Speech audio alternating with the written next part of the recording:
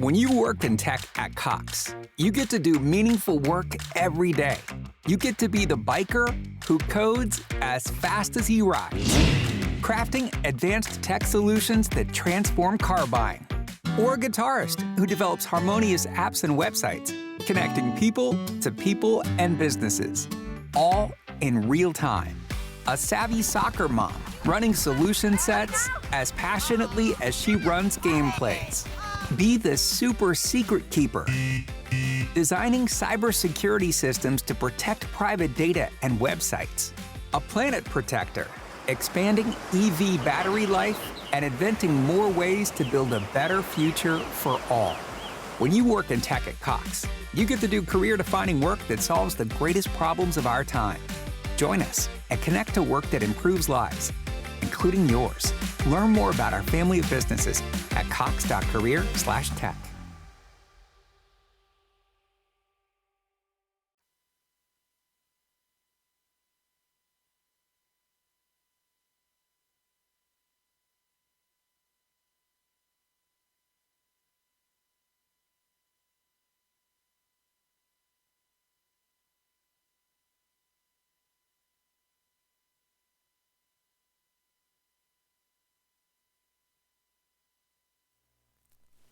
In a world where insanity reigns supreme and safety pin manufacturers are running out of metal for the diapers of the leftists, it's comforting to know an ancient, fat, long-haired, bearded reprobate has your mind in mind.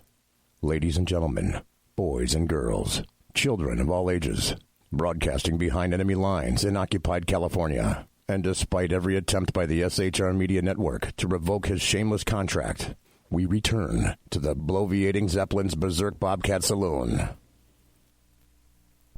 I have come here to chew bubblegum and kick ass, and I'm all out of bubblegum.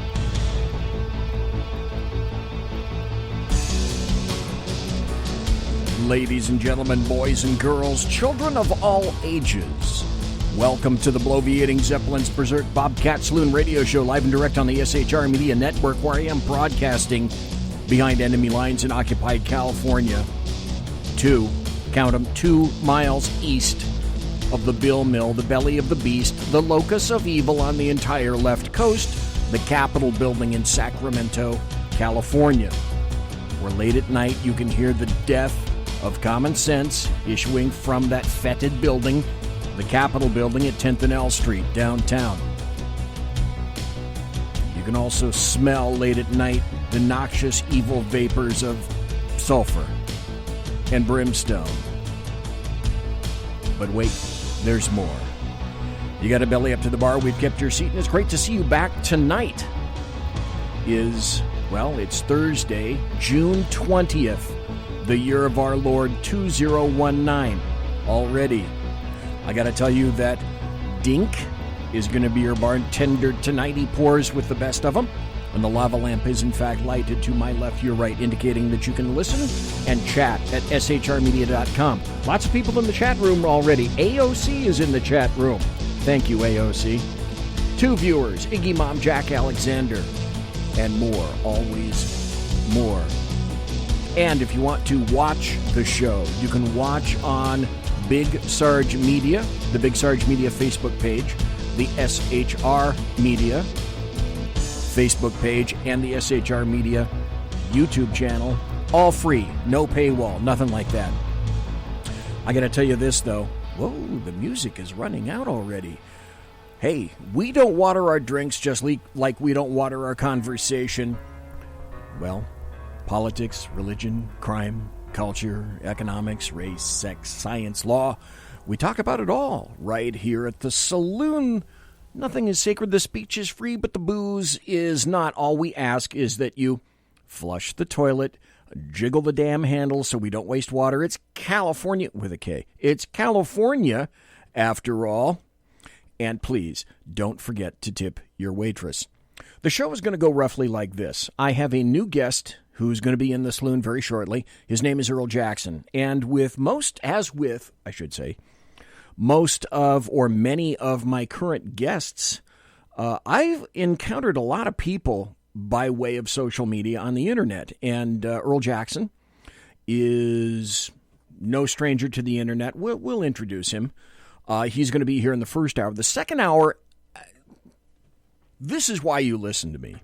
I have a ton of happy stories. At least, 2 or 3 of which have just been issued today. One was a court ruling. The other one, I've got at least 5, 6, 7 stories about that. In the second hour for Thursday, I'm going to open up the phone line again. I kind of like doing that.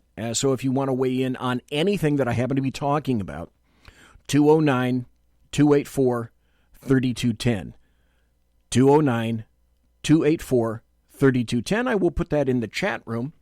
And I know, I'm on YouTube. I'm on 2 versions of Facebook on video. Please, I'm beseeching you, if you want to be in the chat room, there's only one place that I monitor, and that's the chat room at shrmedia.com. shrmedia.com. For those of you who just tuned in, shrmedia.com. For those of you who happen to be in Ecuador, shrmedia.com. Did you note the difference between the two? Thank you very much. That means you're objectively literate. You're paying attention, even though it is late at night, and I really appreciate that. It's 5 after the hour of 8 p.m. here on the left coast. On the right coast, it's 11:05. And in, where is it? El Salvador, Venezuela? I can't remember. Honduras? It's some kind of a strange time, and I'm not going to go there right now.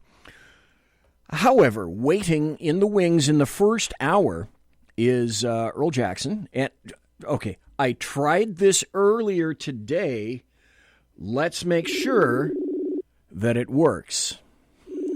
Because BZ and technology.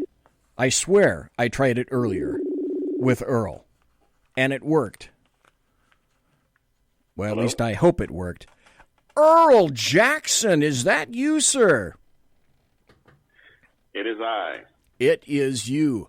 Thank you. I was just warning everybody. Well, I spoke to you earlier today, and we conducted a test call of Facebook because I can't trust technology anymore, and everyone knows that if there's anyone who is a challenge to technology, it would be myself, BZ. So thank you for answering the phone. Thank you, God, for letting technology work. Thank you, God, for letting EARL and me be able to conduct a conversation tonight. Absolutely. I greatly appreciate it. Tonight, folks, we have the very distinct pleasure of having someone new into the saloon. He's a veteran. He's a patriot. He's an NRA supporter. He's a Texan, a great American. And apparently, and I like this part too. If you're a facilities manager at a university, you know students rely on the cafeteria for breakfast, lunch, dinner, and the occasional late night snack. So when a dishwasher breaks down and dirty plates pile up, the mess hall can turn messy in the blink of an eye. Enter Grainger. With over 1 million industrial-grade products and fast delivery, the product you need now is never far away. So you can turn that dishwasher back into a lean, clean washing machine. Call, click Grainger.com, or just stop by. Grainger, for the ones who get it done. Over the past 75 years, more than 10,000 chemicals have entered our food supply, but the EU allows just 300 additives. At Thrive Market, we prioritize quality, banning over 1,000 ingredients found in conventional grocery stores. Our Healthy Swap scanner helps you find better versions of your pantry essentials without the junk, dyes, or fillers, and everything is delivered right to your doorstep. So shop at a grocery store that actually cares about your health at thrivemarket.com/get-started for 30% off your first order and a free $60 gift. Apparently a supporter of Doctor Strange because I can see it on his T-shirt. And so anybody that's all of those things wrapped into one individual has to come on my show. So ladies and gentlemen, boys and girls, children of all ages, I'd like to welcome Earl Big E Jackson to the Berserk Bobcat Saloon, and welcome, sir. Well, thank you very much. It is a pleasure to be here with you this evening. First, Earl Jackson, I always want to make sure that I let everybody weigh in on this. Earl Jackson, tell us where you can be found on social media and also points on the internet. Well, I have my own show that I do. It's weekly. It's called The Liberty Cast, and you can find it on any of the popular podcast platforms. I'm on Spreaker with you, and iTunes, Spotify, SoundCloud, all of them. And my blog that accompanies it is The Liberty Cast also, and all of my social media platforms are at The Liberty Cast. So if you search for that, you'll find me. I'm looking at you on Facebook under Earl Jackson. That should come as no surprise. You've got Earl Jackson also for Big E and Earl Jackson, a separate Facebook account for yourself. And what apparently Earl was too kind to mention is that his very specific... Now, I find this interesting. He also has a point on the internet called thelibertycast.net. You need to go there, thelibertycast.net. And for two very significant reasons. Number one is Earl writes there. Earl writes stories, his newest being Hypocrite University. When you go to thelibertycast.net, I repeat it again, thelibertycast.net, at the very top you'll see home, our story, and then podcasts. Now, if you want to find out what Earl sounds like, and if you want to listen to his podcasts, go to, again, thelibertycast.net. Go to the top where it says podcasts, and you can hear all of his shows. A highly recommended show. I just started listening to him myself, and as I admitted earlier, I'm finding more and more really unique and interesting people on social media that I want to make sure that I invite to the show. And Earl Jackson, you are definitely one of them. You write well. Well, I am very glad to hear that. Thank you. You write well. Your show is spot on. Folks, I highly recommend Earl, which is, again, one of the reasons that I wanted to make sure that he was here tonight. Can you give us sort of an overview, if you can, Earl Jackson, what your show, The Liberty Cast, is about? Well, I started the show. It's actually coming up on a year here in probably a month or so, and I started it primarily as a way to defend the Second Amendment. But as the political climate has changed and as things are just spinning out of control, I find myself talking about more and more things in the political realm outside of the Second Amendment. But I always try to bring it back to, at least during one of the segments, I always try to mention something about Tue, because that is something that I am very passionate about, and something that I want to make sure that I address, as well as some of the other things that are going on. Okay, if people, I again say, if you want to listen to his podcasts, go to thelibertycast.net. But if people want to listen to you live, what day and what time can they hear you? I don't do it live. Okay. I record it and then I post it. I haven't progressed to that point yet. Hopefully here in the next, by the end of the year, I hope to be able to do a live show. Okay. But right now it's recorded and posted, and it's usually posted by Sunday afternoon, Sunday evening. Okay. All righty. Great. My mistake. My error. No worries. You indicate that you emphasize the Second Amendment, and then because of all the kerfuffle and the craziness that's going on these days, you've expanded yourself. Let's go back a little bit if we can. Earl Jackson, can you tell us a little bit about yourself, where you were raised, your education? Tell us a little bit about Earl Jackson, if you will. Well, I grew up in Massachusetts, and my parents are both highly educated individuals. My dad is a graduate of Harvard Law School. My mother graduated from Simmons College with a master's in library science. And so education was always something that was emphasized as I was growing up. And me being a rebellious kid didn't always listen. Imagine that. And so, imagine. And I ended up going into the military after high school and serving 4 years in the United States Air Force. I aimed very high. And I like to think that I would have come to the conservative side without being raised by my parents, because I paid attention to what was going on in the late 70s, early 80s, and could see the disparity in the way things were happening in that time frame. And so as I grew up and got out of the military and pursued a career in law enforcement, just the conservative ideals were even more ingrained into me. And also, once I became a law enforcement officer, obviously, shooting and the Second Amendment became something that was very important to me, and I love to do it, and I love to defend our right to defend ourselves, which is basically what it boils down to. It's a right for you and me to protect ourselves against any threat, whether that's a mugger, a home invader, or a tyrannical government. Earl Jackson, when you were in the Air Force, did you find yourself stationed a bunch of different places, or primarily one spot in the Air Force? I ended up stationed at Andrews Air Force Base, but I was in the Air Force during the first Gulf War. Okay. And so during Desert Shield and Desert Storm, my unit deployed to England, and I was in a medical wing, so we ended up setting up a field hospital at RAF Bicester over in England. Okay. The other thing that I didn't know about you is that you were in law enforcement. I retired after 41 years in law enforcement. Now, I didn't do any military service. I'm the first one to admit that.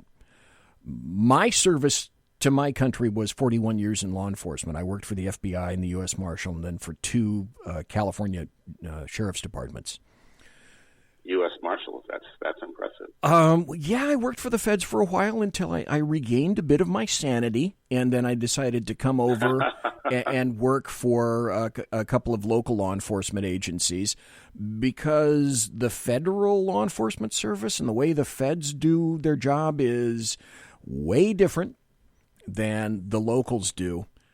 However, having said that, what kind of law enforcement did you find yourself in, Earl Jackson? I actually started off in the projects, working in the housing authority.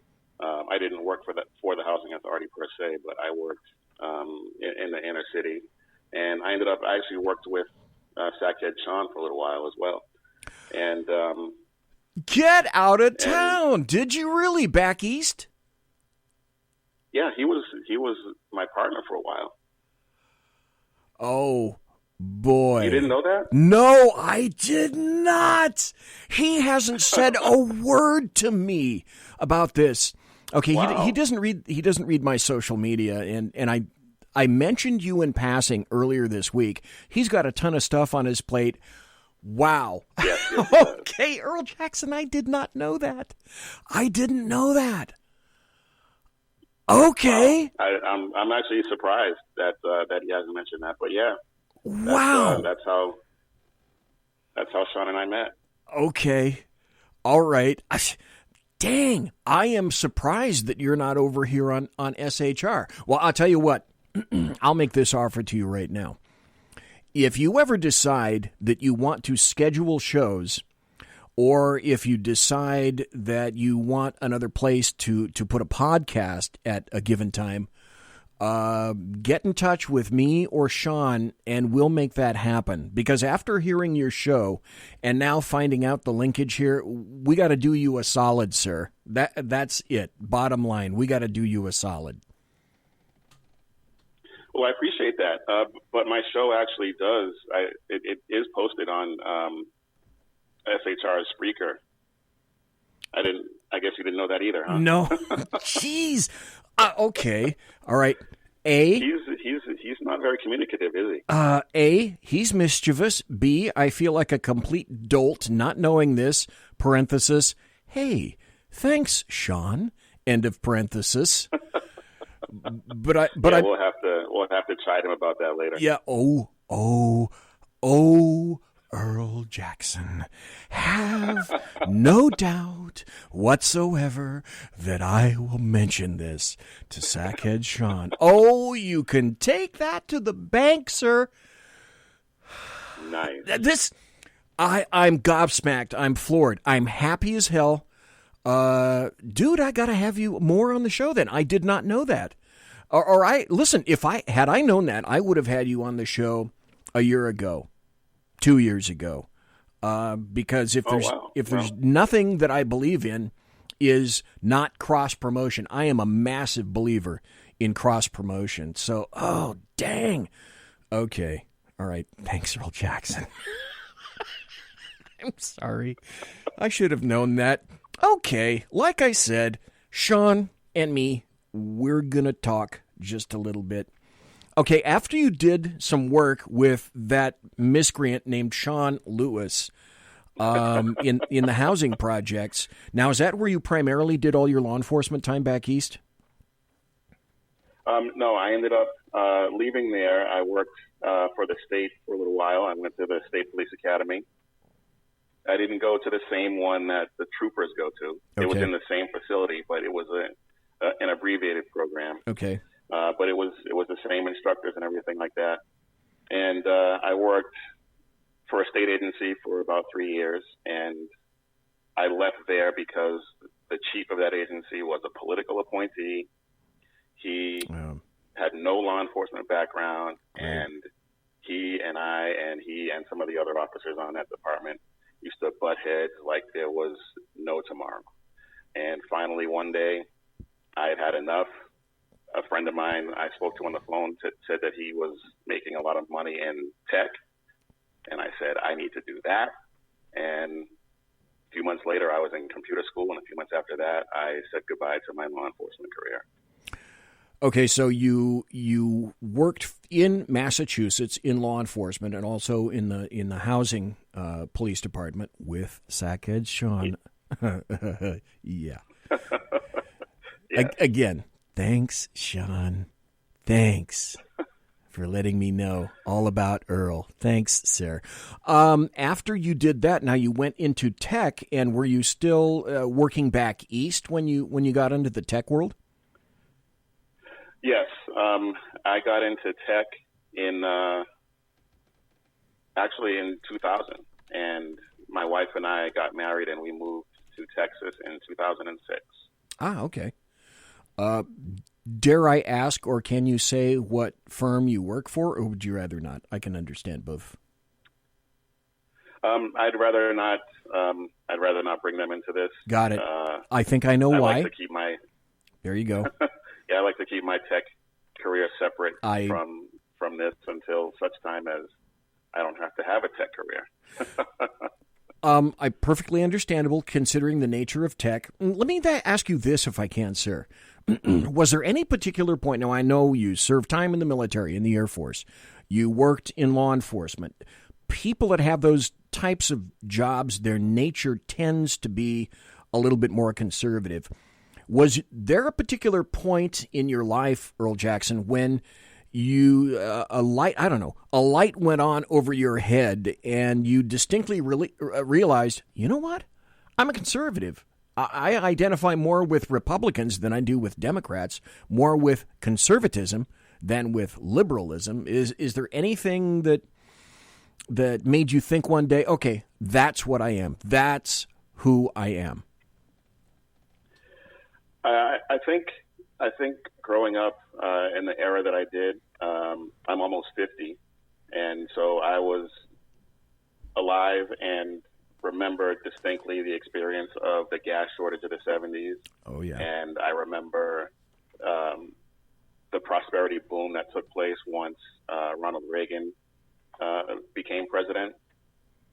And I think it was in my early to mid-teens when it, I guess, crystallized in my head that there was such a difference between the Republicans and the Democrats, the conservatives and liberals. And I actually remember watching Rush Limbaugh's TV show when I was a teenager. So I think it's always been there, and as I've gotten older, it's just gotten more and more solidified in me. And I work with people who are stark raving liberals, and we get into discussions, and there's just there's no way that I could possibly align myself with the other side because it just doesn't make any sense on any level. I've said this for a while, and I would submit it to you now. America needs you and me more than ever. We'll get into this a little bit later on. Could not agree more. Because there are some stories that I'd like to run by you and have your opinions on. We'll get to that probably after the bottom of the hour break. Sure. But before we do that, what makes Earl Jackson tick? Who would you say you are? You're a big supporter of the Second Amendment. I would assume the Bill of Rights. I would assume maybe I'm asking that question not quite so well. There are certain types of conservatives. There are government conservatives. There are social conservatives. There are fiscal conservatives. There are pro-military conservatives. Do you kind of align yourself more with any other area, or do all of those things feature into your world? I am conservative. I am what some might call ultra-conservative. Okay. When it comes to the flag, I can't stand these pampered babies that are kneeling during the national anthem and disrespecting the flag. I love this country. This country has afforded me and everyone who comes here the greatest of opportunities of anywhere else in the world. I'm conservative. I'm a patriot, and that's the bottom line. That's where I stand. There was a time not that long ago when there were some social things that I was slightly more liberal on, but I came out of that with education, with reading, and thinking more deeply about some of those issues. And I guess we can talk about those after the break if that's what you want to do, unless you want to get into them now. Let me ask you this before we go there. I want to get into more specific issues and areas after the break. How tough is it in general, Earl Jackson, to be a conservative these days in public? I'm going somewhere with this. Can we? It really depends. Here in Texas, it's really not as difficult as I imagine it would be somewhere like Massachusetts or California or Chicago. So here in Texas, it's really not that difficult. But I can see, like in Austin, if I actually worked in Austin, which is the lone blue dot in the red state of Texas, it would probably be more difficult, but not so much here. That leads me up to this question, because it's no shock. How tough is it in general to be a black conservative these days? Well, that is a horse of a different color. Yes, it is, so to speak.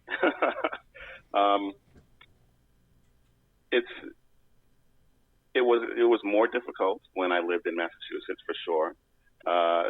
You do get some funny looks when you show up at a NASCAR event and have your heart have your hand over your heart when the national anthem is played and stuff like that. And you do get some funny looks when you're talking in public and you're supporting President Trump or you're talking about some conservative issues. You do get some funny looks like, you shouldn't be talking like that. I should be ready to debate you, or worse. And it turns out that that they're wrong in that assumption. So it's a little tougher to be a black conservative these days, even in Texas. I have to admit, I have lost friends and acquaintances due to my support for President Trump, who, admittedly, I'll be the first to say he was not my initial choice. Ted Cruz was my guy. Nor was mine. At the time, I really liked Ted's stances on a lot of things. I think, Earl Jackson, you and I will both agree that Ted Cruz is one of the smartest guys around in a room. He made some mistakes. He wasn't the final guy, and I had to throw my hat in with Donald Trump because my choice was Hillary Clinton, and I voted for Donald Trump. If for no other reason than A, he wasn't Hillary Clinton, and B, I felt fairly certain that he was going to make some really good, cogent SCOTUS picks, and I was not disappointed at that. So as far as I'm concerned, Earl Jackson, after those two major bullet points, everything that Donald Trump has done for the country, to me, that's gravy. That's absolute gravy. But I have lost friends and I've lost acquaintances just over that. Have you? I have lost friends that I've known since I was in junior high school. Oh man! Because and this was even before my support of President Trump. This was when I was very critical of President Obama, and I couldn't believe some of the things that were said to me and about my wife on social media because I didn't support President Obama and had a ton of critical things to say about him and his policies. And yeah, I've lost people that I thought were dear friends, that our friendship would have transcended political differences, but apparently I was giving them too much credit. Because I have friends that I disagree with. I can disagree with anybody. We can talk, we can debate, and at the end of the day, we can agree to disagree. That's not always the case from the other side. No, not at all. Folks, we're talking to Earl Jackson, great American, great conservative, Republican, as I clear my throat, friend of Sean Lewis, whom I wasn't made aware of, thank you, Sean, appreciate that, a whole bunch. When we come back, we now know a little bit about Earl Jackson, what makes him tick. Now, I want to find out when we come back, and I want to go through a number of issues and have Earl weigh in on them. These are issues burning with the temper of the times. I am the bloviating Zeppelin. You're listening to BZ. This is the Berserk Bobcat Saloon radio show. It is Thursday, June 20th, the year of our Lord, 2019. I will be right back after this. Conservative media done right. You're listening to the SHR Media Network. Hey, this is Michael Wright. And I'm Shannon Wright. Join us for The Right Way with Shannon and Mike, Monday through Thursday from 7 to 9 a.m. right here on SHR Media. Why are they joining us? For fun things like sports, politics. Oh, maybe some news and entertainment? And all kinds of other things. Money and recipes and events, all kinds of stuff. Yeah, so join us Monday through Thursday, 7 to 9 a.m. here on shrmedia.com.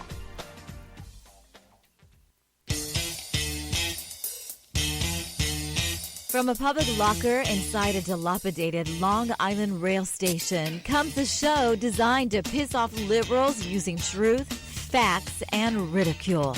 The Lid Radio Show, featuring the conservative voice from the People's Republic of New York, the Lid himself, Jeff Dunitz. Tune in every Wednesday at 2 p.m. Eastern, 11 a.m. Pacific on the SHR Media Network. Go to shrmedia.com. At Lid Radio, we fight for the truth, justice, and a good kosher T-bone. If you don't listen, Hillary Clinton might sneak into your bedroom in her housecoat late at night and blame you for her election loss. It's the Lid Radio Show with Jeff Dunitz.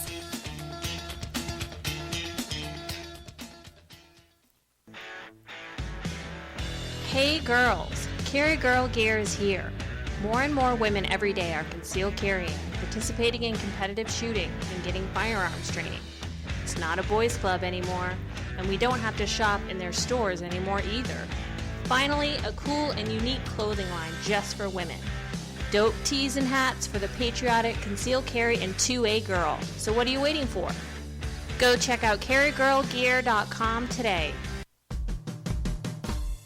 It's your business diva here, Melanie Collette. I am inviting you to a front row seat as I discuss some of the most intriguing details of wealth and finance with today's movers and shakers in the world of business. Listen in and discover financial truths on a global, domestic, and household scale. Uncover topics that will impact your wallet today and in the future. Money Talk with Melanie airs Monday through Friday, 5 p.m. East, 2 p.m. West, right here on SHR Media and High Plains Pundit Talk Radio. You can't afford to miss it.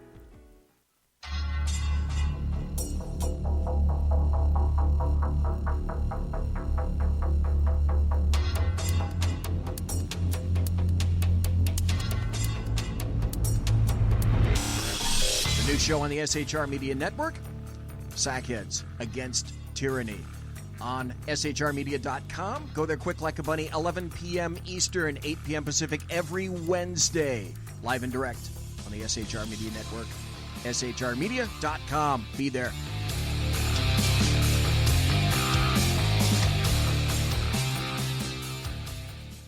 For 50 years, I've seen the American people blinded by corrupt politicians, a lapdog media, and deceptive Islam.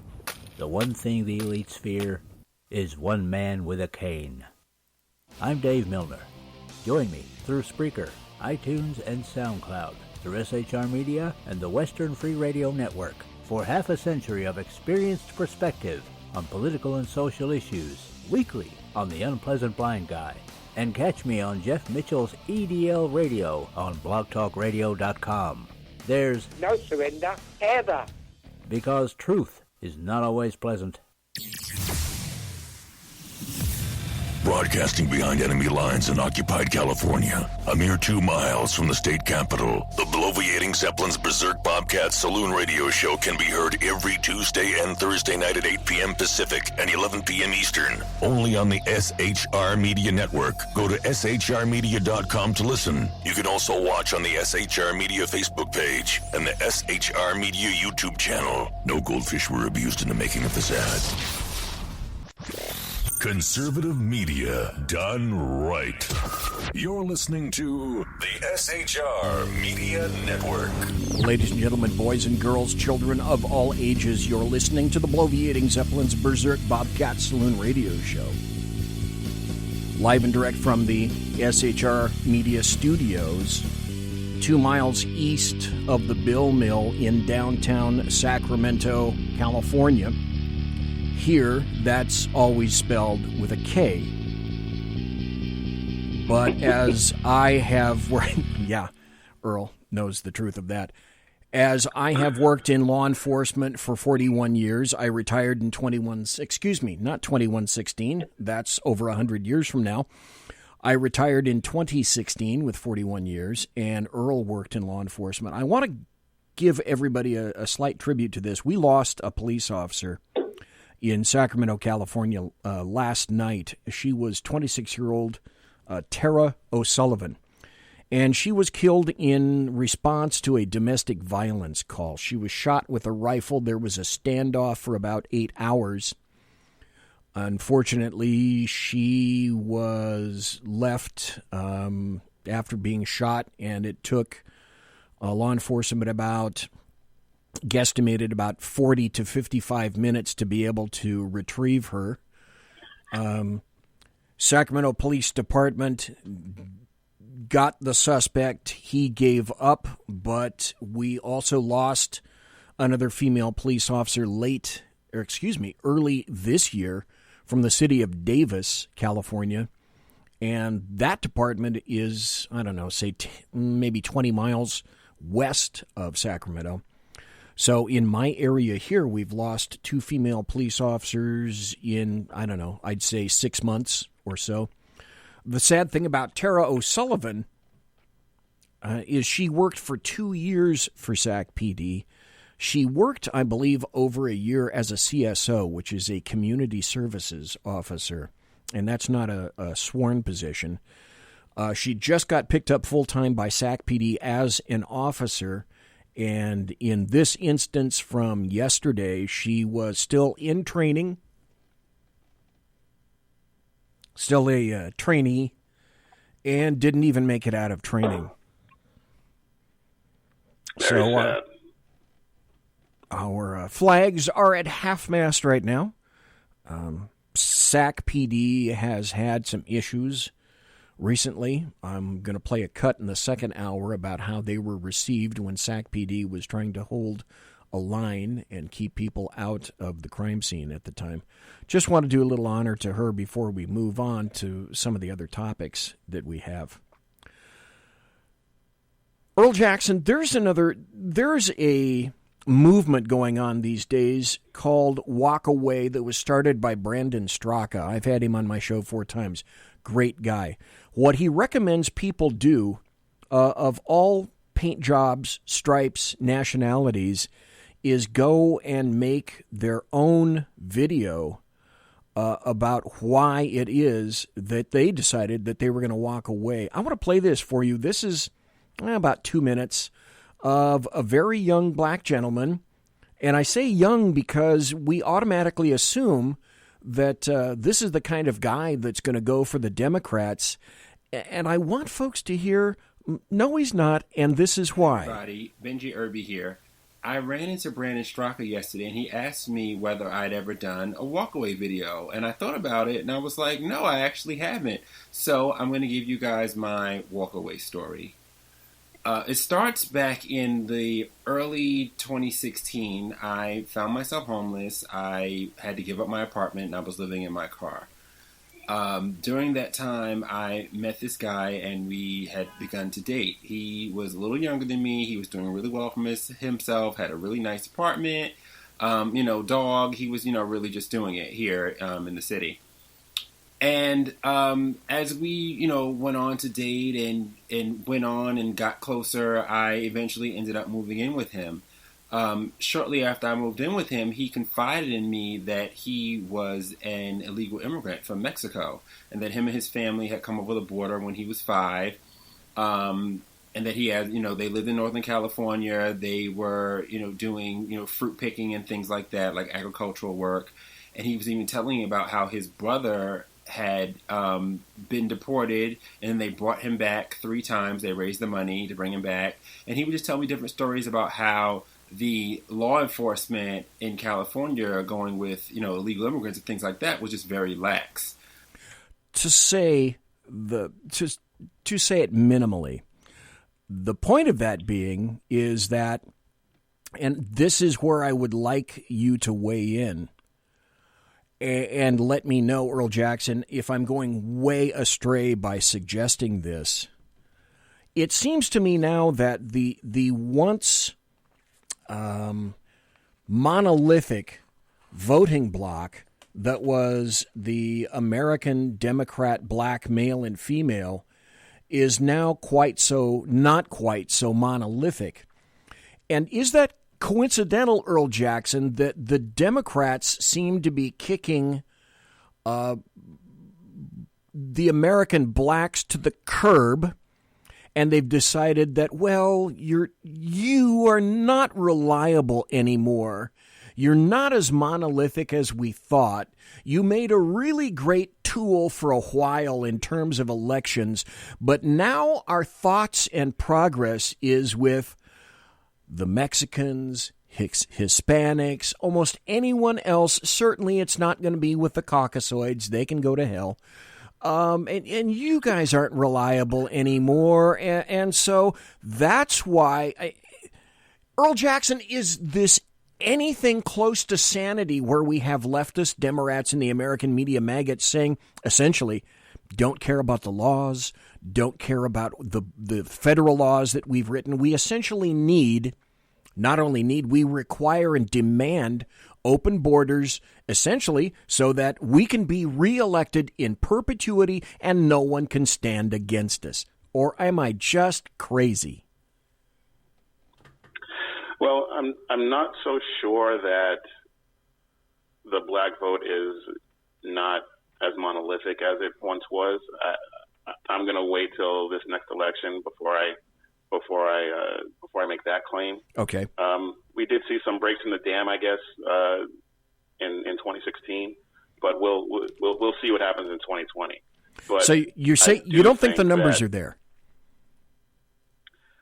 I'm not sure. Okay. I know that more black men voted for President Trump than in past elections where they voted for a Democrat as opposed to the Republican candidate. I'm not sure if it's enough, but like I said, we'll see what happens in 2020. But the Democrats are most definitely doing their level best to import as many votes as they possibly can. And like you said, they are disregarding every law. They're giving illegal immigrants driver's licenses, and you know that those are going to be used to vote in upcoming elections illegally. So I mean, yes, they are importing votes, and that's why they want open borders. And it's astounding to me how quickly the script flipped, because it wasn't that long ago that guys like Chuck Schumer and even Nancy Pelosi and Dianne Feinstein sounded a lot like Donald Trump when it came to illegal immigration. Yes, they did. But now, because it's Donald Trump, and because they see that there might be a possibility of them losing a monolithic block of voters like the black vote, that they have to come up with a contingency plan. And that contingency plan is to open the borders, let everyone in, and let the American people be damned, because they're getting in the way of our power. I found a very interesting comment in chat that just occurred. Simone in chat says, open borders, open caskets. You're a Second Amendment kind of guy. I'm sure that you've heard EARL Jackson, people on the left, leftist Democrats, the American media maggots, as I call them, say something so simple as, if we were to ban, wouldn't it be worth it to remove all firearms if just one life could be saved? Well, couldn't we also say that about illegals? If we could just close the borders to do that, and if only one life could be saved, wouldn't it be worth it? Well, they think it's worth it for firearms. Wouldn't it be worth it for the borders as well? And they don't see the conflict in that. Now, I don't know if this is happening in Texas, but I can tell you for certain that it's happening on the left coast and in California and in Sacramento, for that matter. One of the first concerns that I had when I heard that officer was shot was there hesitation in whatever situation she or her training officer encountered? Was there any hesitation that occurred in that scenario? I do not know, but that's one of the first things that occurred to me. I've watched Berkeley PD officers stand down when a block away there was violence occurring because their chiefs and the UCD Berkeley chief told their contingent to stand down and stand back. You're a great supporter of the Second Amendment at the same time when we're finding law enforcement officers who do this kind of thing, who disgust me and dishonor their badge. Simultaneously, there is a massive push to, I think, all the leftists would be happy to completely disarm America. And then who supports us? Who defends us? That's why I'm a massive supporter of the Second Amendment. Without the second, there is no first. And we are in danger of losing both. We 100% agree with you. The fact that there was even a thought that she might have hesitated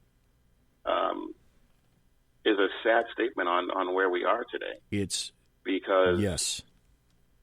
Yeah, I mean, it's just, and going back to the comment about the open borders, open caskets, I mean, that could be taken any number of ways. And the way that I would like to take it is, if any of these open borders illegal aliens were to come on my property, they would be the ones in the casket. But guys like Eric Swalwell and people like Kamala Harris and the entire Democrat field, to be honest, had their way, it would be people like you and I in the casket in that situation. Well, first you and I would be in prison. And they wouldn't shed a tear. No, absolutely not. Absolutely guaranteed not. Here's a story from CNN, just came out. Let's see, June 17th. Hey, Monday. New York passes a bill, which means California's next, folks. New York passes a bill to allow driver's licenses for undocumented immigrants. Well, when you have a driver's license, what does that do? That mainstreams you. Absolutely. That's and where we're going. You're going to present that at the voting booth. Yes. We already have the motor voter law in California. Let me ask you this, another question, Earl Jackson. It's said that Trump lost the popular vote by about 2 million votes. I suggested back in 2016, you already know where I'm going on this, don't you?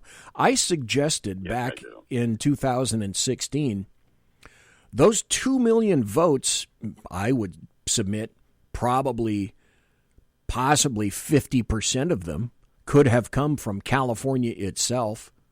And in terms of illegal votes, people who are either voting doubly or are voting illegally, or in terms of voter fraud, and another million people all across the nation, to which on that theory I've been poo-pooed numerous times. But I submit that is fraud doesn't exist. Oh, right. Good point, Earl Jackson. Thank you. It just doesn't happen. In fact, Barack Obama said so. Well, you make an excellent point, sir, and thank you for pointing that out. Then there was this, and I also, Earl Jackson, would like your input on this, and I would like you to opine. It would appear that AOC, otherwise I call her OAC upon approved credit, Alexandria Ocasio-Cortez said the U.S. is running concentration camps on our southern border. Were you a little upset, as perhaps I was? Well, first, tell you what. Let's listen. This isn't just me suggesting that. Here's AOC specifically stating that. The United States is running concentration camps on our southern border. And that is exactly what they are. They are concentration camps. And if that doesn't bother you,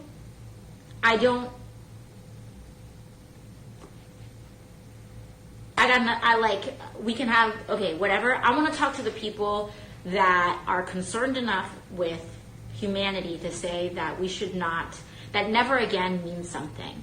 And that... I have to stop right here because that kind of insanity can't be allowed to continue. Well, here's the thing. She is so woefully out of her depth, and she can't put a coherent sentence together, and yet there was still so much to unpack in that little clip. I mean, concentration camps. People don't try to get into concentration camps, first of all. No. And then she says never again, which is something that is completely associated with the Holocaust. The Holocaust. And then she tried to say that. That's not what she was saying. Well, of course you were. Of course, idiot. that was her clear and level intention aimed at individuals that have no damned idea about history. That's what it is, as you point out, it's Democrats mocking the Holocaust. Just like you suggested, I'm sure that a ton of European Jews in the 30s and 40s weren't actively walking in caravans toward concentration camps. I must, or she must have missed that part in school where they were taught about, video games and cheeseburgers and pool tables and yoga classes. I'm sure those things were carried on in yoga class or in Nazi camps as well. And not only is she historically wrong, but what she said defies logic. I mean, go ahead. It's so... No, what I was going to... I'm sorry, go ahead, Earl Jackson, go ahead. Well, I mean, like we said, people are trying to get into this country. People are not going to try to get into a place where they are going to be starved, beaten, and suffer in terrible accommodations. They're just not going to do it. They're coming here because they know that they're going to be treated well, they're going to be fed, and once they get out, because they know that there's only a certain amount of time they can be held, they'll be free to roam the country and, if they're enterprising enough, try and build a life for themselves. That's not what a concentration camp is about. And the fact that she actually said that without thinking it through is just another, it just highlights even more that she just has no clue about what she's doing. Earl Jackson, doesn't this frighten you perhaps even more? We know what she is. We know what she said, and we have a pretty good idea what she's going to continue to say in the future. Moronic statements like this, completely dismissing the fact that 6 million Jews were killed. This apparently just not important in terms of history. The people on the border are much more important than 6 million Jews having been exterminated in concentration camps. That aside, does it not frighten you, sir, even more that there are people listening to this idiot bint? That there are people that are processing the information she's providing as having some kind of veracity, some aspect of truth to it, when it's all a massive lie? That scares me at night. That scares me that people are listening to her and piling on and climbing on. Well, yeah, she's okay. Well, it does scare me because I don't follow her on Twitter. Actually, no, I did start following her yesterday. I follow her on Twitter.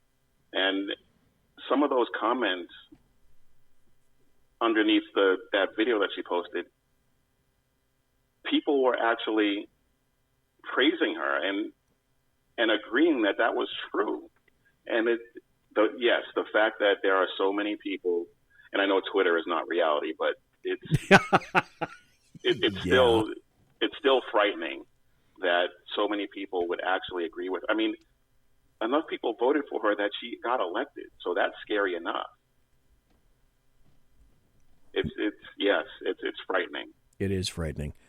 2016 was a. I would like to think that she's making such a buffoon of herself that in 2020 somebody will primary her, if not a Republican runs and beats her, because she is just so. It defies description almost. It does. It staggers the imagination. It's beyond human ken that you could have someone so completely illiterate, abusive of history as to make such a ridiculous statement as that. I had him on my show. And then double down on it. Yes. And then say, oh, well, it really is applicable. Oh, my God. Are you kidding me? But yes, no, she's not kidding. She has an audience and people are listening to her. I was hoping he was going to do it. I haven't heard any further. When I had Brandon Strock on the show, I don't know, April, May, I had him on the show last time. He let fly that he was possibly going to get in the race in New York, that's where he lives, and run against AOC. I haven't seen any more information about that, but I think he might actually give her a little bit of a run for her money. We got about 3 more minutes. Well, I'm sorry, sir. Go ahead. Well, I was going to say, I mean, a bartender won. So Brandon Straka has infinitely more brain cells than she does, and I'm fairly certain he could run a campaign that could defeat her. The only obstacle I see is possibly money. Yeah, but I would love to see him get in that race and get her out of there, because it's frightening. Iggy Mom in chat says that AOC is pulling under 13% favorability in her district now, because she apparently couldn't care less about her district. She's looking at bigger views now. We got about 2 minutes left now before the top of the hour, and I want to ask you a final question. 2016 was a critical election. Do you think 2020 is going to be even more critical? And if you had to hypothesize, Earl Jackson, what do you think the 2020 results might be? Yes, 2020 is even more critical than 2016 was. And based on what I'm seeing now, I think it's going to be close. It depends on who the Democrats nominate. If they nominate somebody like Biden, then it's almost a foregone conclusion that Trump will win re-election. Okay. If they nominate somebody like Kamala Harris or even Buttigieg, which I know is a long shot, but I think he has the tools to be able to give President Trump a run, then it could get dicey. But I'm firmly in the camp that I believe that President Trump will win re-election. Okay, so if they run a leftist against Trump, that individual may be more appealing than Joe Biden. I'm looking at Drudge Report and things like that. Biden is kind of having some air getting let out of his campaign these days, as a matter of fact. He is. He is, and he's making some mistakes, and I think that is going to hurt him. And then we haven't even gotten to the debates yet. So we'll see what happens there. Oh no, that's very true. Earl Jackson, we've come to the end. So please, again, please tell listeners once again where they can find you on social media, your websites, and how and or where can they listen to your show, The Liberty Cast. Okay, my website is thelibertycast.net. That's where you'll find everything that I write, and you'll find a link to the podcast on thelibertycast.net. You can find the podcast on any of the platforms, Spreaker, Spotify, SoundCloud, iTunes. And before I go, I just want to mention that you ran a commercial for Carry Girl earlier. Yes. And I just want to let everyone know that is my wife's business. Is it really? Yes. Okay, there's another thing I have to talk to Sean about. Thanks, Sean. But more importantly, thank you, Earl Jackson, for being here tonight. Thanks for staying up late. Not like, midnight late, but it's still pretty darn late. Thanks for being a guest on the show, and I got to ask you again, would you ever consider... Now, the first appearance on the show is sort of, me getting in the listeners getting to know you a little bit. I'd love to have you back to weigh in on more precise and incisive topics of the day. So would you ever consider coming back again as a guest, Earl Jackson? Oh, absolutely. It would be my pleasure. Thank you very much. Because I said it at the beginning of the hour, and I'll say it again. Earl Jackson, America needs us, people like you and me, more than ever. Absolutely. Could not agree more.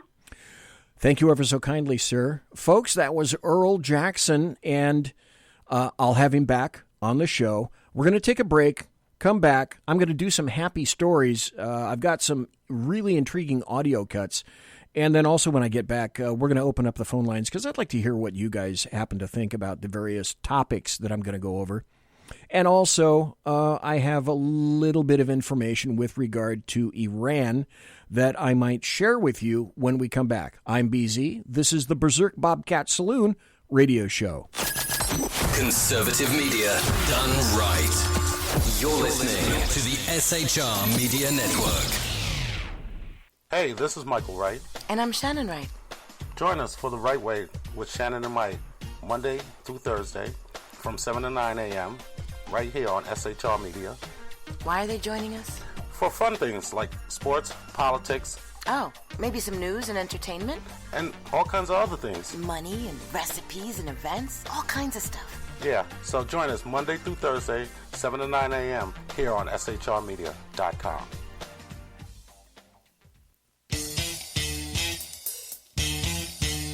From a public locker inside a dilapidated Long Island rail station comes a show designed to piss off liberals using truth, facts, and ridicule.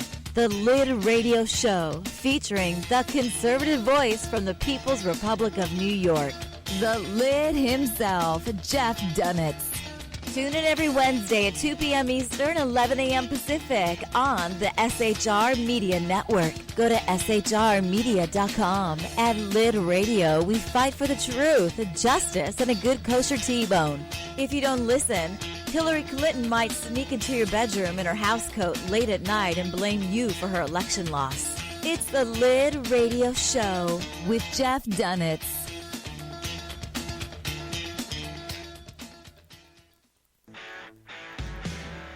Hey girls, Carry Girl Gear is here. More and more women every day are concealed carrying, participating in competitive shooting, and getting firearms training. It's not a boys' club anymore, and we don't have to shop in their stores anymore either. Finally, a cool and unique clothing line just for women. Dope tees and hats for the patriotic, concealed carry, and 2A girl. So what are you waiting for? Go check out carrygirlgear.com today.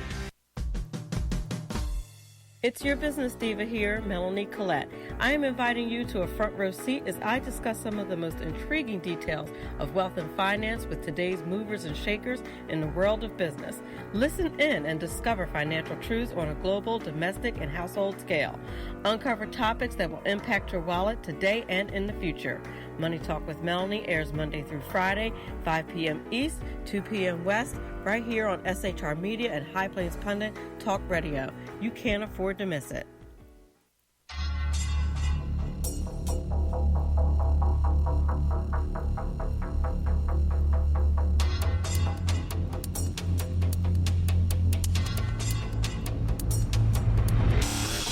The new show on the SHR Media Network, Sackheads Against Tyranny.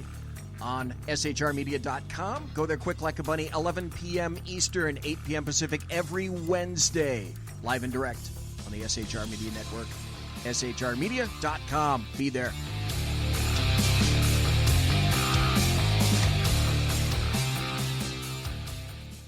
For 50 years, I've seen the American people blinded by corrupt politicians, a lapdog media, and deceptive Islam. The one thing the elites fear is one man with a cane. I'm Dave Milner. Join me through Spreaker, iTunes, and SoundCloud, through SHR Media and the Western Free Radio Network, for half a century of experienced perspective on political and social issues, weekly on The Unpleasant Blind Guy. And catch me on Jeff Mitchell's EDL Radio on blogtalkradio.com. There's no surrender, ever. Because truth is not always pleasant. Broadcasting behind enemy lines in occupied California, a mere 2 miles from the state capitol, the bloviating Zeppelin's Berserk Bobcat Saloon radio show can be heard every Tuesday and Thursday night at 8 p.m. Pacific and 11 p.m. Eastern, only on the SHR Media Network. Go to shrmedia.com to listen. You can also watch on the SHR Media Facebook page and the SHR Media YouTube channel. No goldfish were abused in the making of this ad. Conservative media done right. You're listening to the SHR Media Network. Ladies and gentlemen, boys and girls, children of all ages, thank you ever so kindly for listening to the bloviating Zeppelin's Berserk Bobcat Saloon radio show tonight. As was indicated, live and direct from the SHR Media Studios, where I am broadcasting behind enemy lines in occupied California. The first hour we had Earl Jackson. Apparently he knew a few things that I didn't, such as it would have been interesting had Sean told me that he knew Earl Jackson, That was new to me, thanks, Sean. And also the ad that we have for Carrie Girl, it would have been nice to know, because I could have said something to Earl about that, hey, that's his wife's business that we're talking about. But that's okay. Sean and I may, air quotes, may have a convo about this a little bit later. I think you can probably rest assured because of that. When I told you that I had some happy stories, I do. I most definitely do. But as occurs in the week, I want to play the Ron Edwards Notebook. Here's Ron Edwards. It seems as if straight people have become an oppressed majority. Hello, I'm Ron Edwards. On today's page from the Edwards Notebook, God made both male and female. He then ordained that men and women are to marry and raise strong families and teach their children the way that they should go. The result of doing so is a strong nation. As my dad often told me when I was growing up in Cleveland, that a nation is only as strong as her families. It is any wonder why the month of June, once known as the wedding month, and celebrating Father's Day, has in many circles become a prideful month of celebrating an unnatural lifestyle whose proponents have bullied marriage between man and a woman into such a much less prominent position in society. And don't get me started on the war against fatherhood. The leftist attack against the family and fatherhood is part of a massive effort to destroy the Judeo-Christian and constitutional underpinnings of our blessed republic. We must no longer sit idly by like a scared, oppressed majority and push back against the darkness. After all, the republic we save may be our own. I'm Ron Edwards.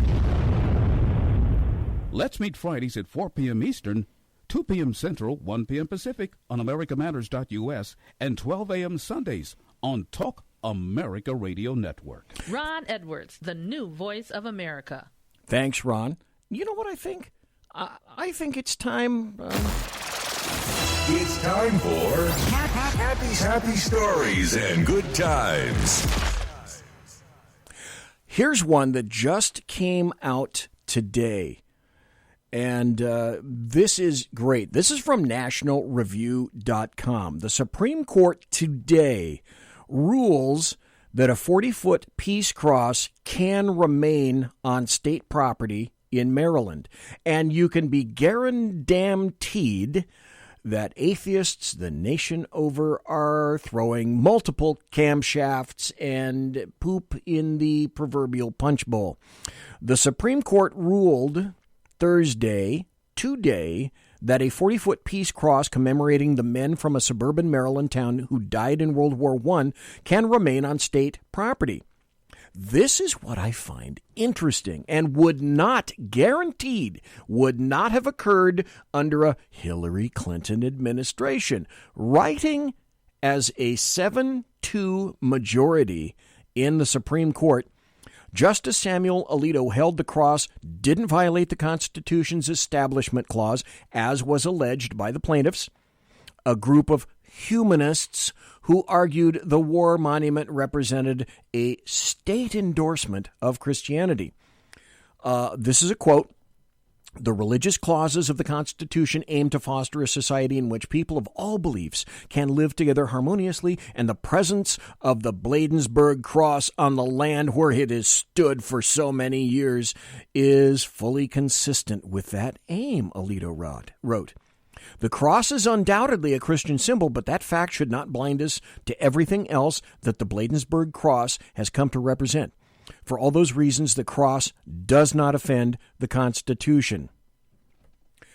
It would not shock you, if I hope you are sitting down when I tell you this, it would not shock you that leftist judges Ruth Bader Ginsburg and Sonia Sotomayor dissented, while conservatives Neil Gorsuch and Clarence Thomas jointly concurred, and Brett Kavanaugh happened to write his own concurrence on that as well. There was a kerfuffle last week, or the week before, by the way, with regard to, say, an LGBT issue. And the information that you were provided was only half the truth. Do you recall when President Trump issued an order that there was not going to be an LGBT flag flying on various American embassies all across the planet? And Vice President Pence defended that, barring those flags on U.S. Embassy flagpoles. And essentially what he said was this. Can we get you? No, we're going to get an ad. What he said was this, and I absolutely concur. And how about you? He said, one American flag flies across and above the American embassies, and there is only room for one flag, the American flag. And that was, let's see, I think that was for LGBTQ, et cetera, Pride Month. And he concurred with President Trump, saying that it's the right decision. And I completely concur. There's room for one flag over our embassies. That's the American flag. Period. End of statement. Now, I find this very, very interesting. We spoke to EARL Jackson the first hour, and he was saying that it was not a foregone conclusion that President Trump is going to be reelected in 2020. Some of the demographics may have changed. Perhaps they may have not. I find, however, this story coming out actually it came out yesterday from trendingpolitics.com. Now, when I tell you the person making this statement, you might be a little bit gobsmacked. And again, as per normal, I hope you're sitting down when I tell you this. The headline is, Michael Moore gives Democrats a dire warning for 2020 after watching the Trump rally. Anti-Trump filmmaker Michael Moore gave the Democrat Party a dire warning after watching President Donald Trump's re-election campaign kickoff on Tuesday night in Orlando, Florida. He said, quote, I watched the whole thing last night.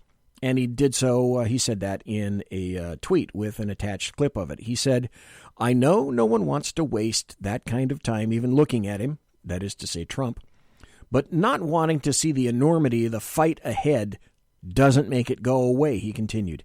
He hasn't lost 1 inch of his fired-up, insane base. Are you ready? I find that very interesting, out of the mouth of Michael Moore. Now, if you go back and you remember, Michael Moore happened to be one of the few Democrats who correctly predicted, and this may have escaped you, he was in I love to play that audio cut of all the people going, oh my God, it's Trump is getting. Michael Moore was one of the few Democrats who actually correctly predicted in 2016 that it was going to be Donald Trump who was going to get to be president. So that Michael Moore said that in 2016, and he's saying these words now that unless the Democrats are careful, they must be much more careful than they are and a lot more circumspect. They could possibly see a replay of 2016 in 2020. Interesting coming from Michael Moore. Here's another happy story. This is from the Washington Examiner. The EPA cuts, let's see, when is this from? June 11th. The EPA cuts 40 regulations and saves $3.6 billion and seeks a balance on costs. And, of course, the leftists were pooping themselves, aiming to erase the fuzzy math past administrations used to hide the costs of politically favored policies. The EPA, Environmental Protection Agency, is pulling back the curtain on costs and benefits and planning to kill regulations that are out of whack. Quote, it hopefully will take away some of the fuzzy math that administrations have done in the past on justifying regulations, said EPA Administrator Andrew Wheeler of his new policy. And he added, it's going to set a new bottom line for all regulations in the rules-heavy agency. If the costs are too high, we should change the regulatory approach. We shouldn't be having regulations that will cost more than the benefits they provide. An amazing thing, an astounding thing. He says, if the costs are too high, we should change the regulatory approach. We shouldn't, this is important, we shouldn't be having regulations that cost more than the benefits that they provide. Mike, John Pasqua. How are you doing? What do you have to say, sir? Oh, I'm doing fine, BZ. I enjoyed that interview with your previous guest, and if I were you, I would let Sean have it for not cluing you into those two little facts about your previous guest. Yeah. You know? Yeah. I'm a little disappointed. Go ahead. I'm a little disappointed. I was just about 110% certain that he knew that I was. Well, listen, my promos for the show, especially today, I started promoting Earl Jackson about 2 or 3 days ago, especially since we had no shot show last night. Oh, let me stop right here just for a second. Clint couldn't be here last night for the chat show. That came at the very last second. So I want to let everybody know that next Wednesday, he has already planned to be away. So just to let you know, there will be no chat show next Wednesday. However, I should state this. Jack Alexander and I are currently in negotiations with his appearance on the show next Tuesday. I've gotten him to drop his contract from $74,000 to $12,740.95. If I could just eliminate that 95 cents, I think I could afford him and get him on the show. The one point of contention that we have not yet fixed is he wants no brown M&Ms in the candy jar in the green room. So that's something that we still have to hammer out, but I want to let folks know there's a really good possibility that Jack Alexander could be here in the saloon next Tuesday night. Next Wednesday night, there will be no chat show. I myself, in person, will be live and direct next Thursday night as well. So anything else, Mike Pasqua? Thanks for being in chat again tonight, I should say. Yeah, there is one other thing. You mentioned the advice that Michael Moore had just given to the Democratic Party. Uh-huh. The problem with that advice, I don't think they're capable of taking that advice. I don't think I would disagree on that. I don't think I would disagree with you at all. They seem to be in a race to go as. This advice is coming from somebody on their side, and generally, when somebody on your side give you advice like that, you generally take that advice. I mean, you would, I would, Sean would, the nose would. So, yeah. I mean, but then again, we're talking Democrats have less brain matter to understand where good advice is coming from. I would tend to agree completely with that. They're in a foot race to go as far left as they possibly can, as rapidly as they can. And even old slow Joe Biden, even Uncle Joe, was forced, kicking and screaming, to get on that train to go as far left as possible. It's a purity test. You have to be wacky on abortion, wacky on immigration, etc. I'm not convinced it's going to play well in 2020. One final thing, Michael John Pasqua. Do you think that Trump will win 2020? Is that possible? I think Trump's going to win 2020 and win it big, and I think the House is going to flip. Oh, okay. All right. Okay, we've got a second caller, so I'll tell you what. Hang on, second caller. Mike, thank you for calling. Greatly appreciate it. And second caller, are you there on the show, sir or ma'am? Yes, Mr. BZ. This is Agent AK from the Department of Justice, Division of Lava Lamp Abuse. Oh, again, I thought I had fixed the problem. Apparently there is still an issue. But I understand, and we don't have a lava lamp problem right now. Okay. But I did receive a distressed phone call from the saloon security system. Oh no! Last night, yes, and Clyde said that he was very lonely. Well, and that he was all up and ready for a chat show with you and Clint, and then you didn't show up, and he got worried, and he started calling around for us to look for you to find out if you guys were okay. So what I am, and what Clyde has suggested is that maybe when Clint pulls his disappearing act on the Chat Show on Wednesday nights, yes, that maybe, just maybe, you should show up anyway, because Clyde has told me that you have a stack full of happy stories that you have not been able to get to because you take phone calls like this that take away from your happy stories. Well, and that Wednesday would be an appropriate time for you to do the happy stories if Clint pulls out unexpectedly again. Okay, I can either lie to you or I can tell you the truth. The truth is this. You don't want me to lie to you. The truth is this. I actually got into the Kraut car and I drove up. I was right in front of the studio. I hadn't even walked down the driveway yet, but I was right in front of the studio, about to get out of the Kraut car, when all of a sudden I got a phone call from Clint, and he notified me at that precise moment in time that he just couldn't make it, and that we'd have to forego the Chat Show. So at least I didn't go inside the studio, set everything up, and then at 5 minutes till, he dropped a bomb on me and said, well, I'm just not going to be there. So at least I have to give props where props are due, that at least Clint decided to call me about 55 minutes before the show started. So at least I had that going for me. Yes. Well, Clyde would have at least appreciated the fact that you should have at least walked in there and said, hey, Clyde, Clint's not showing, so we're not going to be here tonight. So he could have taken the rest of his evening off, laying there, just observing the lava lamp and being mellow. But as it was, he was up on duty for the whole show time, and nobody was there, and he was looking out the windows, making sure that none of those stinking Democrats were trying to get into the studio.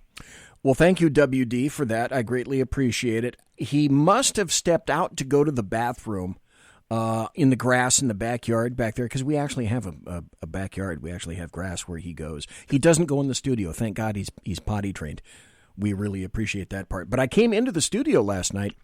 I had purchased a thin blue line flag from a company called Real Steel, and it's gorgeous. I'm going to take a photograph of it. I was up here last night putting that on the wall. It's about 2.5, 3 feet wide and about 1.5 or 2 feet tall. It's a beautiful torn American flag with the thin blue line running horizontally and then black through it. I don't get any amount of money for saying that, but I put it up. I purchased it, and it's absolutely beautiful. So now it's in the studio. I did not know at the time that the SAC PD officer had been killed. I knew that there was a SAC PD officer that was shot, but we were not aware that the officer had been killed yet. And it was very odd kind of congruency that I was placing a thin blue line American flag in the studio about the same time that a Sacramento Police Department officer was getting killed or had been killed. So that was just, for me, that was just really weird. Very sad. And like I said, that's the second officer that we've had killed in this area in about 6 months. And they've both been female. The sad thing, well, no, the officer, the female officer from the Davis Police Department, she hadn't been on the job all that terribly long. And then Tara O'Sullivan, the female officer who was killed last night from the Sacramento Police Department, she was still in training. She hadn't even gotten out of her training yet. She was still with an FTO, a field training officer, and didn't even make it that far. And there are a lot of stories going around. I'm not going to regale everyone with them right now. There are some things that are being discussed with local departments regarding that issue and a number of issues as to how we can conduct ourselves in the future regarding critical incidents like this. When more information comes out, I have definite opinions and thoughts about the matter. I'm not going to go into it right now. I am just going to say that, unfortunately, I think California may have played a part in this. And at this point, that's about all I'm going to say about the situation. And we probably won't have a lot more information yet in for a couple of months or so. But law enforcement in California is, let's just say it's extremely challenged and leave it at that. And when I say extremely challenged, let me make a reference if I can. And thanks, WD, for indulging me on this rant right now. When I came to Sacramento County and took the test, I was coming from another agency. And I took the test in the Sacramento Community Center. There were 2 or 3 shifts of people taking the test on that one day in the Sacramento Community Center. That's a large building that can hold up to 1,000 people. There were at least 2, perhaps 3 shifts of 200 to 300 people taking the test, meaning that close to 1,000 or perhaps 1,000 people were taking the test that time. And it turns out for that specific academy, there were 22 slots available for the Sacramento Police Department and the Sacramento County Sheriff's Department. So I was one of 22 people out of close to 1,000 that were selected for the academy. That's how challenging law enforcement was back in the day. These days, the Sacramento Police Department is having a hell of a time trying to assemble an academy with, say, 30 or 40 people in it. The California Highway Patrol, which historically has always had very large academies, 200-300 people per academy, their last academy was challenged with about 90 or so people that came through the academy.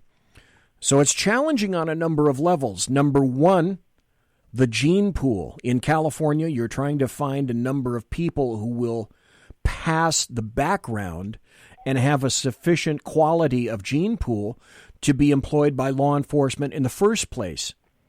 The second part of that equation is California itself, and you have to ask yourself how many people these days really are going to want to work for a California law enforcement agency, even though the California Highway Patrol bills itself as the premier agency in the state of California.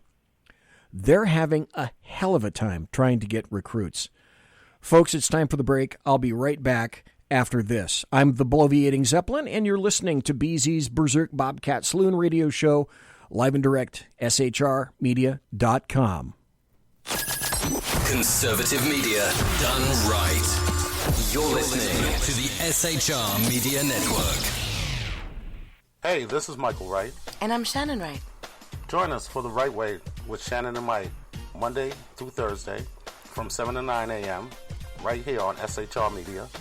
Why are they joining us? For fun things like sports, politics. Oh, maybe some news and entertainment? And all kinds of other things. Money and recipes and events, all kinds of stuff. Yeah, so join us Monday through Thursday, 7 to 9 a.m. here on SHRmedia.com.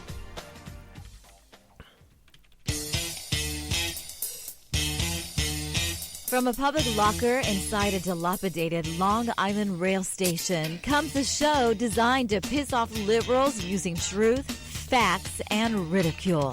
The Lid Radio Show, featuring the conservative voice from the People's Republic of New York, the Lid himself, Jeff Dunitz.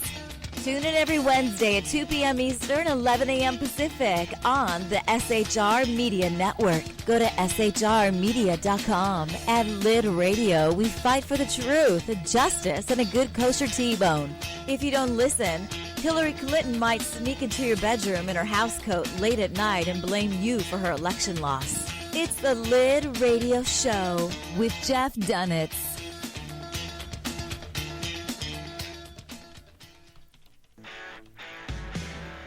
Hey girls, Carry Girl Gear is here. More and more women every day are concealed carrying, participating in competitive shooting and getting firearms training. It's not a boys' club anymore, and we don't have to shop in their stores anymore either. Finally, a cool and unique clothing line just for women. Dope tees and hats for the patriotic, concealed carry, and 2A girl. So what are you waiting for? Go check out carrygirlgear.com today. It's your business diva here, Melanie Collette. I am inviting you to a front row seat as I discuss some of the most intriguing details of wealth and finance with today's movers and shakers in the world of business. Listen in and discover financial truths on a global, domestic, and household scale. Uncover topics that will impact your wallet today and in the future. Money Talk with Melanie airs Monday through Friday, 5 p.m. East, 2 p.m. West, right here on SHR Media and High Plains Pundit Talk Radio. You can't afford to miss it.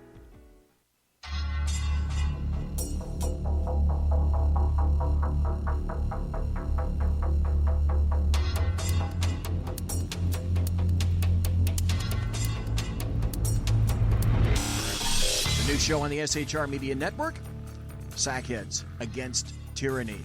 On shrmedia.com. Go there quick like a bunny, 11 p.m. Eastern, 8 p.m. Pacific, every Wednesday. Live and direct on the SHR Media Network. shrmedia.com. Be there.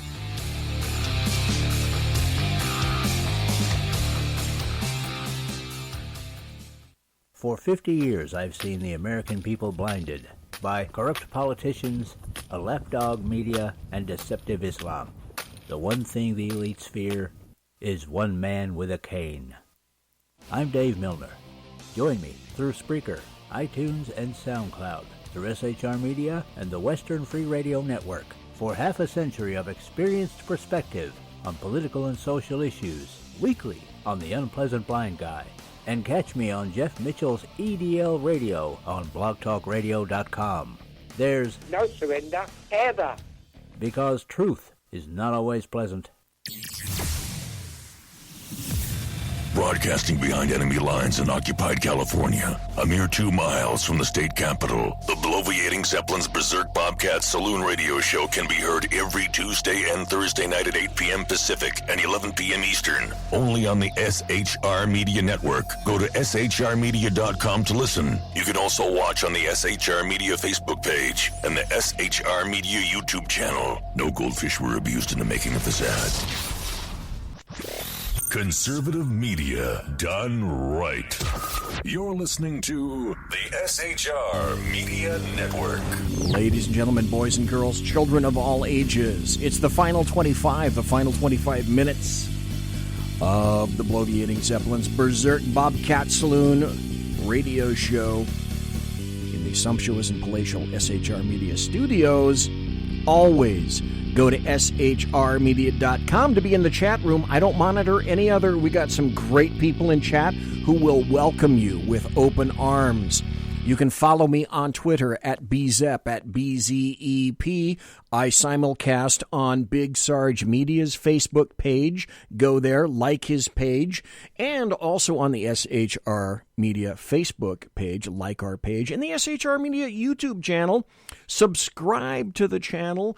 Hit notifications, and when the show is on, it'll bing, and it'll tell you when the fat, loquacious, and obsequious BZ is on the airwaves just for you. And we did a little bit of Debbie Downer just there for a second, but we're going to continue. It's time for happy stories and good times. This is a great story. I find this astounding. I wish I could show you the picture that goes with this article. This is from the Times of Israel. This is way cool. Technion team develops medical glue to replace stitches in serious injuries. Applied with a glue gun, the melted polymer works both externally and internally, is non-toxic, flexible, and biodegradable, researchers say. I was gobsmacked when I first read this article. Researchers at the Technion Israel Institute of Technology have developed a glue gun to put the human body back together when it's been seriously injured. The pins and stitches currently used to treat serious injuries come with drawbacks. They can be painful, they leave scars, they require high skill from the doctor, and they sometimes have to be removed after the tissues heal. Sutures on the intestine, lungs, or blood vessels often leak and therefore require a sealant. That's essentially what this is.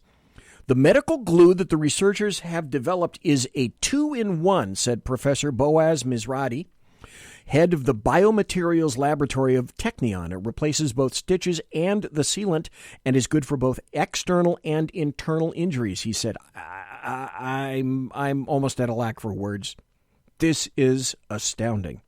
All sorts of medical glues are already being used in dermatology, surgery, and other areas. Israeli startup Nanomedic Technologies Limited, for example, they developed a medical device that it says can dress burns, and other wounds, I should say, with nanomaterials that mimic human tissue and peel off once the skin below is regenerated. That's what we should be using technology for. This is fabulous. Still, the glues currently in use to replace sutures and staples are limited by their mechanical properties and toxicity, the researchers said. Because they are very toxic, they can be utilized only on the surface of the skin. In addition, hardening of the glue may make the organ less flexible or the adhesion may not be sufficiently strong. So with those types of limitations in mind, the researchers they went on the hunt for a glue that is suitable for all sorts of different tissues, that is non-toxic, and that is flexible after it hardens. And a glue like that would also need to decompose in the body after the tissues are fused together. And they found it. And I find that absolutely astounding. Here's another good story. This is from Fox News. The headline goes like that. Senate Republicans enact procedural change to speed confirmation of Trump judicial picks, because even after this period of time, they're not getting through. So the Senate Republicans used a procedural maneuver on Wednesday to effectively prevent Democrats from using delaying tactics to stall votes on President Trump's nominees to federal district courts and the executive branch as the White House continues its push to transform the judiciary. Stop! This is exactly what leftists, Democrats would be doing, and they're carping about it. This is exactly what they would be doing and have done in the past, had they been sufficiently intelligent to enact this law. Pack and stack the courts. Historically, they've done it, and it's, oh, woe is me, all hands on deck when it gets done to them. Power. You have to be able to utilize power. The biggest problem that I have said over the years with the Republicans is when the Democrats get in, they know how to wield power very well. When the GOP gets in and has control of, let's say, the Oval Office, the House, and the Senate, they can't even coalesce to determine how they're going to get things done, which is extremely upsetting and disappointing about the Republicans. That having been said, do I think Trump has a chance in 2020? Actually, I do. I think Trump does have a pretty good chance in 2020. But it's so far away, you can't prognosticate. You can take polls, and I'll tell you about polls that happen to be positive with regard to Trump. I'll tell you about them just because they're there. But did we learn something from the polls in September and October and November in 2016? What lesson have we learned from that? I've learned a lesson. Here's another story. This is another happy story. Democrat staffers charged and jailed for doxing GOP senators. Well, first, for those of you who may not know, what is doxing? Doxing, D-O-X-X-I-N-G, is where someone reveals the information, personal information, about essentially, let's make no bones about it, an enemy. So as far as the Democrats are concerned, any person who's a conservative or a Republican deserves to be doxed. That is to say, have all their personal information as much as possible revealed, their address, their names, their phone numbers, as much information as possible so that people can go to their businesses, their places of work, their homes, call them on their personal phones and make their lives a living hell, just as was done to Sarah Huckabee Sanders and any number of people on the right-hand side during the Trump administration by people on the left. So Democrat staffers were charged and jailed for doxing GOP senators. Another one of Democrat Senator Maggie Hassan's former aides is facing charges in connection to a 2018 leak of GOP senators' personal information. On Wednesday, yesterday, former employee Samantha Davis was charged for allegedly tampering with evidence and abetting computer fraud. On that same day, her former co-worker, Jackson Costco, C-O-S-K-O, not the same, was sentenced to 4 years in prison. Oh, if I had applause right now as a sound effect, I'd be playing that. Well, I don't have a producer, but if I had a producer, maybe you would have heard 4 years in prison. But I don't have a producer, and that's not what you heard. That is a happy story in and of itself. But wait, this just came out today as well. This is a hell of a happy story. Aren't you glad you tuned in? Aren't you glad you're listening in podcast? Aren't you glad that you're a trucker driving all across the fruited plain? And again, thank you to America Truckers. You keep America moving. Thank you for listening in podcast, or if you're listening live, I hope that you have it on the speakers. But your eyes are on the road, okay? Your eyes are on the road. This is from Fox 11 in Los Angeles, and the headline is, Anger over rise in homelessness prompts bid to recall Los Angeles Mayor Eric Garcetti. Imagine that. A group of residents upset over the rise in homelessness in the city will formally begin a drive Wednesday to recall Los Angeles Mayor Eric Garcetti, an effort a mayoral spokesman called an unfortunate political stunt. Yeah, do you think they're pissed? I would be if I was living amidst filth and garbage. By the way, folks, were you aware that the city of The city of Los Angeles has no rodent plan in place, and the homelessness situation, feces, urine, garbage, has brought out rats, and rat-borne diseases are back, including typhus, given to several LAPD officers down in Southern California. And the representative for Garcetti says it's an unfortunate political stunt. Yeah, like diseases are a political stunt, and homelessness is a political stunt, and rats are a political stunt. Quote, the homeless situation is in a state of emergency and everything that we've done has not worked, said Alexandra Datig, the leader of the recall effort. At this point, I think we need an intervention and we need to recall this mayor. Absolutely. Datig, you might want to write this down. Datig created the website recallthelaMayor.com, all one word, recallthelaMayor.com, which posts news articles and broadcast clips from homelessness in Los Angeles and also outlines her reasons for why she believes Garcetti should be removed from office. Yeah. Oh, by the way, I came across this the other day. This is an audio cut. Now, if you thought that, when people, I don't know, people on the right, people like myself, say that, leftists are good at one thing. American media maggots are good at one thing. They're good at parroting talking points about leftists. So if there's nothing else you can say about leftist Democrats and the American media maggots all together in one unit is, at least they're on script. Here's a compilation that was assembled to show you precisely that.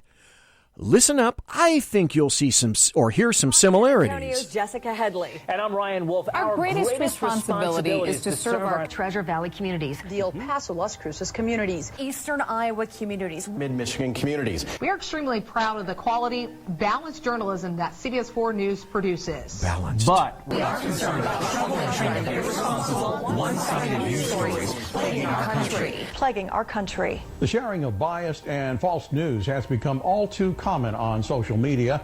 More alarming, some media outlets publish these same fake stories without checking facts first. The sharing of biased and false news has become all too common on social media. More alarming, some media outlets publish these same simply aren't true without checking facts first. Unfortunately, some members of the media use their platforms to push their own personal bias and agenda to control exactly what people think. And this is extremely dangerous to our democracy. this is extremely dangerous to our democracy. This is extremely dangerous to our democracy. Extremely dangerous to our democracy. I wonder if it's extremely dangerous to our democracy. Any thoughts, anybody? Hands? This is extremely Dangerous to our democracy. This is Extremely dangerous. Dangerous to our democracy. Dangerous. extremely dangerous to our democracy. Extremely. Dangerous to our democracy. What if all isn't as it seems? What if the reality you found was false? This is Cheryl Atkinson, Atkisson, who herself has been the subject of massive amounts of, stand by, fake news. A carefully constructed narrative by unseen special interests designed to manipulate your opinion. Third time I've said that. I'll probably say it 3 more times. See, in my line of work, you got to keep repeating things over and over and over again for the truth to sink in, to kind of catapult the propaganda. Let's see. Stop here for a moment. Who else said that? I wish I had the tune for Jeopardy. Oh, that's right, Joseph Goebbels. Well, I'm not going to leave you alone.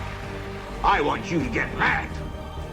I don't want you to protest. I don't want you to riot. I don't want you to write to your congressman because I wouldn't know what to tell you to write. I don't know what to do about mad the as depression hell. and the inflation and the Russians. I'm and not the going to crime take in it the anymore. street. All I know is that first, you've got to get mad. You've got to say, I'm a human being. God damn it. My life has value. And I wonder, are there talking points? I happen to think there are. I happen to think there are quite a number of talking points. I don't have enough time to go into Iran right now. I'll probably do that on Tuesday with Jack Alexander, because by then... Oh, let me tell you this. If you think that there's going to be a response by President Trump, my guess would be yes. If you think that a response may already be in place for this, ready for immediate application, my guess would be yes. There's an old phrase in politics, and it goes similar to this. Answer words with words and actions with actions.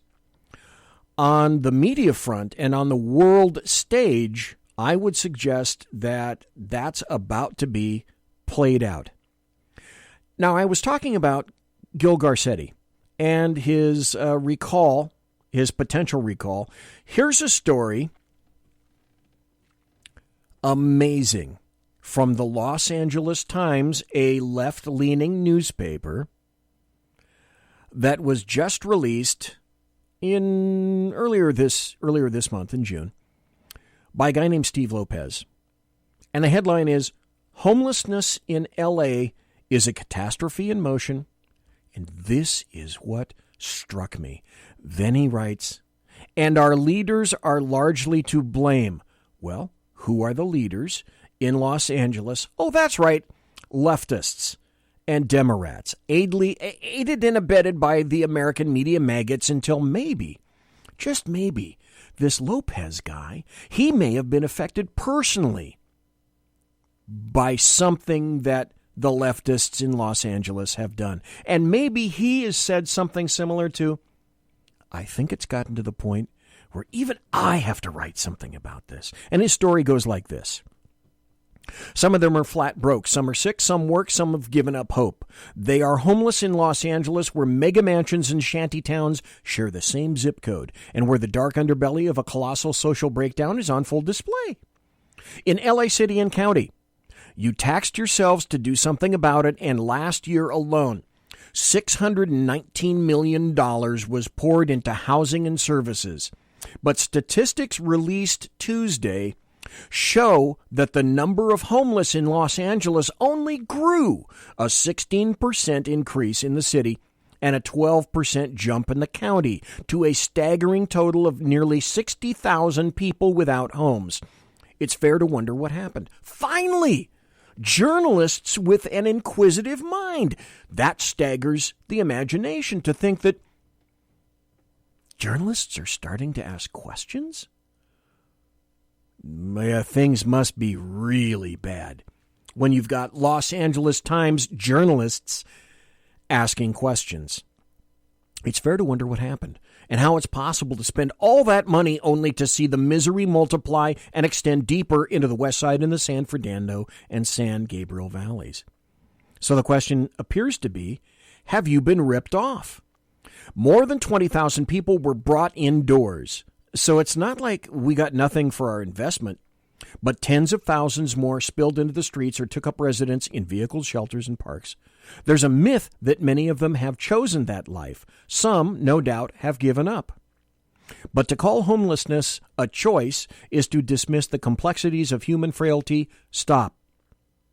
Now, if you're actually on the streets, as I was, and I listened to people interact. I still have many contacts in local law enforcement, and they still have people who say they would rather be on the streets, that this is a lifestyle that they've chosen, and that, by the way, the county of Sacramento, and specifically the state of California, it pays really well. And so that's why they're here. More common on the streets are tangled narratives of trauma, abuse, loss, physical and mental illness. Yes, absolutely. Loneliness, yes. Addiction and paralyzing poverty. Stop. Addiction is a huge issue in terms of homelessness, aided and abetted by government officials. I'll get to that possibly at another time in another story. Yeah, and of course, many of them peddle drugs, steal, and they prey on each other to survive. Oh, and by the way, if you haven't heard already, there are homeless gangs in California with a K. So if you think that the Bloods and the Crips and MS-13 are the only gangs across the nation, no. Now you have homeless gangs in California. Can't speak for any other state. Just talking about California. Mr. Lopez continues. What we're looking at now is what happens when city and county officials focus on a festering problem too late, move too slowly, and preside over an evolving catastrophe that may get worse before it gets better, even with thousands more housing units in the pipeline. The new numbers, which stand as an indictment of the official response, Mayor Garcetti, show a 24% increase in the number of homeless young people and a 7% increase among seniors. They underline a direct correlation with the crippling shortage of affordable housing, a massive issue in the state of California. Several legislative attempts to address the shortage have failed, partly because they involve more density and threaten the status quo for those who live comfortably in single-family homes. You might have expected Governor Newsom, who made housing a centerpiece of his campaign, to step in, but instead he was a ghost. Hey, anybody remember when Governor Newsom during this crisis decided that he was going to ghost himself down to Mexico so that he could more with illegals? Because he cares more about illegals than he does you taxpayers in the state of California. Imagine that. LA Mayor Eric Garcetti's plan for temporary shelters in every neighborhood has been met with neighborhood pushback, and it hasn't helped that projected costs for these facilities have soared beyond original estimates. Does the high-speed train to nowhere, does that resonate with anybody? Can you trust the state of California to wisely spend your money? Hell, can you trust the state you live in to wisely spend your taxpayer dollars?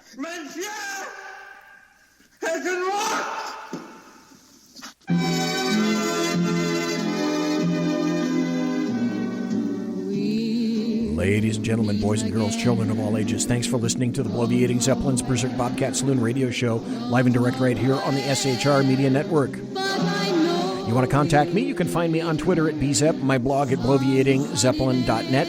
Thanks to Big Sarge Media for simulcasting my show and every night like tonight. Promotional consideration is by the Lockheed Martin Skunk Works, the Boeing Company. Still trust them. If it ain't Boeing, I ain't going. And also Pratt & Whitney Engines. Thrust. You can trust. Tiaras are by My Little Pony. Thanks to my personal KC-135 Kettle One refueling team with whom I will be consorting in less than an hour. Take that to the bank. Thanks to my guest in the first hour, Earl Jackson. Thanks to Sean Lewis for keeping me upright and keeping me informed about Earl Jackson. Thanks to you for being in chat. Thanks to everybody for listening live. Thanks to everybody listening in podcast. I want to tell you, have a great weekend. God bless. Take care. Be safe. See you next Tuesday night. Have a wonderful, wonderful, blessed weekend.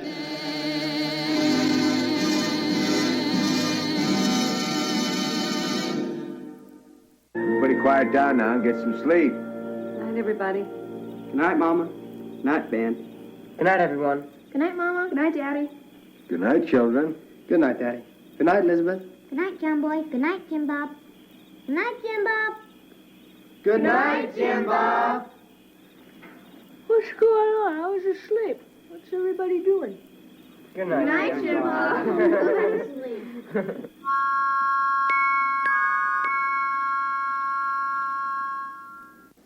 Good night, and good luck.